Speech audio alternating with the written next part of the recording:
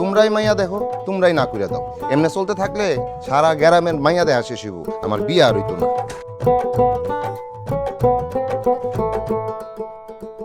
যদি মাইয়া বিয়া বন্ধ করে দিতে পারতাম তাহলে সব সোজা হয়ে যাইত। মাইয়া বিয়াও নাই আর ভটভটিও নেই। ছোট মামার কয়দিন আগে বিয়া দিছিল, তখনও বটবটি নিছে, বড় মামার সময়ও নিছিল। ছোটবেলা থেকে শখ আছিল তোমার লগে বাসুর ঘরে দুধ খাম। কি করলা কামডা? ভটভটি তো পাইলা না, আমার এই বিয়া করতা। বিষ টিস মিশাইছস নাকি ঠিকঠাক আছে? এই দূরবীন, কি নিয়ে ব্যস্ত তুমি? পাশের গ্রামের মনু মিয়া নতুন টিভি কিনছে। আজ রাইতে সেই টিভিটা চুরি করব ঠিক করছি। বলতে পারেন চুরির ভাবনায় ব্যস্ত।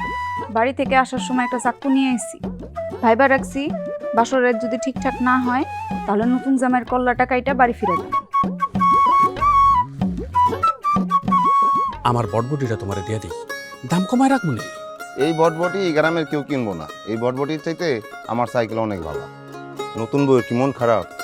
মাইয়া মানুষ কি অদ্ভুত, চেনা নাই, জানা নাই, পরিচয় নাই, এক রাতের মধ্যে এক মানুষকে ভালোবাসা পেল। তুমি বিয়া করো, তোমার অনেকগুলো পোলা বানো। অনেকগুলা পোলাপেন আমার দরকার নাই, দরকার 3টা বাচ্চা। 3টাই দেশের নাম করা চোর হইব, পত্রিকায় ছবি আইব, টেলিভিশনে খবরে দেখাইব। বটবুটি আইছে রে, বটবুটি বটবুটি আইছে।